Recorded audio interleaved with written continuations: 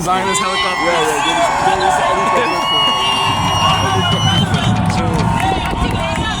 that's a Zionist helicopter. Yeah, that's right. Yeah, a triangle. Oh, yeah. They're gonna crash in the pool. Yeah, I say loudly and clearly as a person of faith that it is not your ancestry that makes you blessed, it is your piety that makes you blessed. That's correct.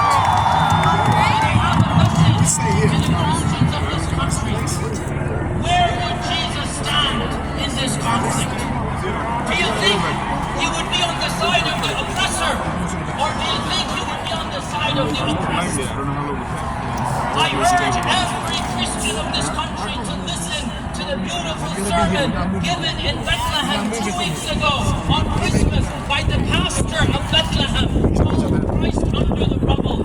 Listen to that sermon from one Christian to the others of this country and see for yourselves where Jesus would have stood.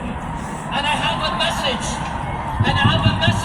to my fellow Americans. I am an American, born and raised in this country. There is much in this country that I'm proud of, but there are aspects that are very, very depressing, very sinister. And what comes to mind is one of the words of the founding fathers, Thomas Jefferson. Thomas Jefferson, in looking at slavery, he writes in his diaries, I tremble at the injustice that I see, because the God of justice does not sleep. And it's only a matter of time before the justice of God will be manifest. End quote. I too look at our country, and while I love it from the bottom of my heart, and I want the best for this country, I also say that no country that supports tyranny will ever flourish.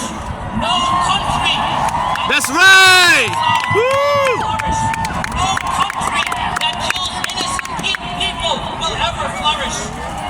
Oh, people of America, if you want your country to flourish, and I want it to flourish, if you want it to be blessed, I urge you to take a long and hard look at our irrational relationship with Israel. We have given Israel more money than any other country on the planet.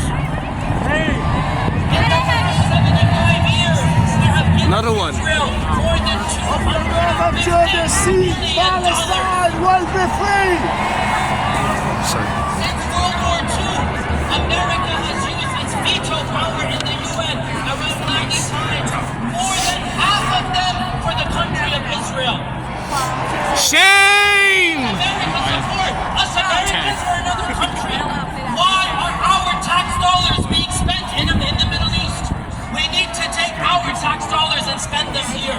We do not need to get involved in another military conflict. And instead of helping the defenseless people of Palestine, instead of asking for a ceasefire, our president unilaterally bypassed Congress and called one of the most disenfranchised and empowered countries, that is Yemen.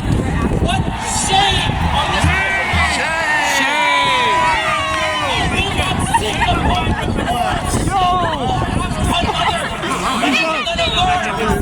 our tax dollars. This is our country. How long is it evolve?